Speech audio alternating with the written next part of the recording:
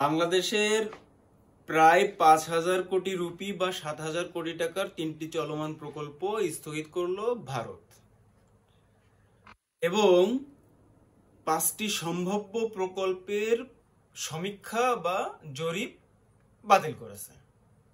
এই প্রকল্প স্থগিত করার মাধ্যমে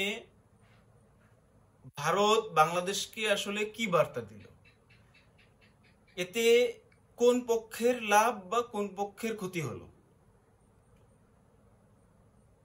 এই প্রকল্পের মূল উদ্দেশ্য ছিল ভারতের মূল ভূখণ্ডকে বাংলাদেশের রেল করিডোর ব্যবহার করে ভারতের উত্তর পূর্ব অঞ্চলীয় রাজ্যগুলোকে কানেক্ট করা, যেটাকে আমরা সেভেন সিস্টার বলি।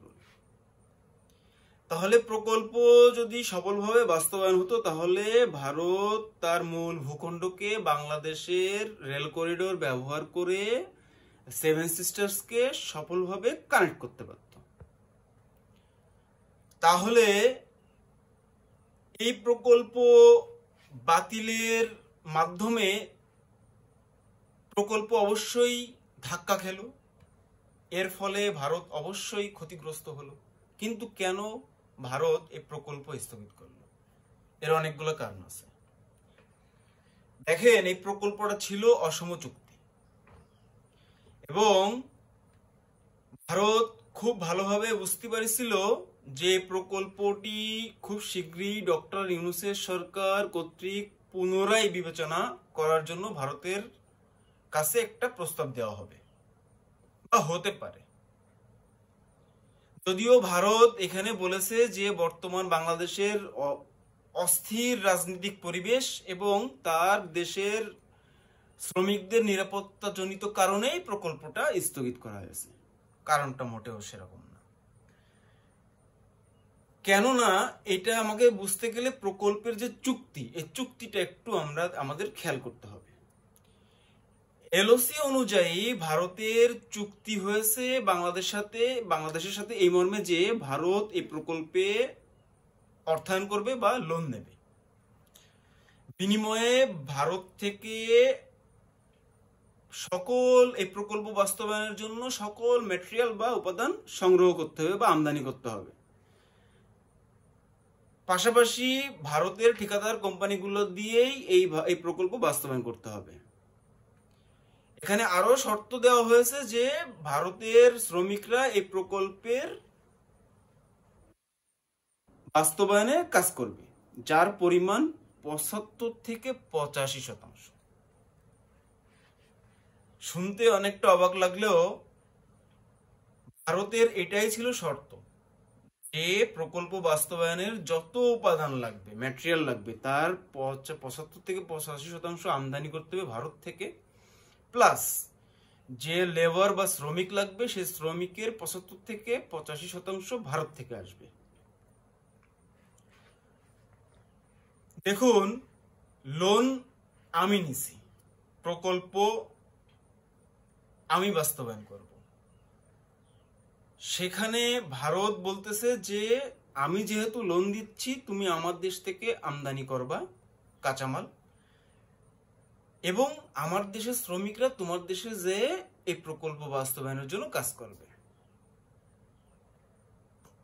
তাহলে এখান থেকে আমরা কি পেলাম?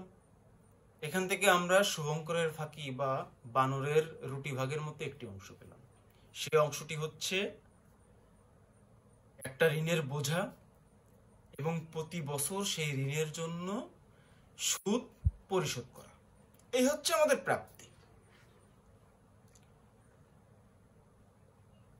এই প্রকল্পটা স্থগিত করার ফলে বাংলাদেশের কি কোনো লাভ হয়েছে বা ক্ষতি হয়েছে?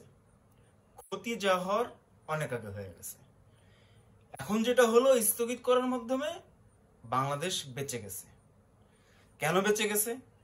এই প্রকল্প যেহেতু স্থগিত করা হয়েছে, পরবর্তীতে এই প্রকল্পটা আবার চালু করা বা শুরু করার জন্য যখন স্টেপ নেওয়া হবে, তখন ইউনূস সরকার বা পরবর্তী যে ইলেক্টেড গভর্নমেন্ট আসবে তারা এই প্রকল্পটা পুনরায় বিবেচনায় আনবে এবং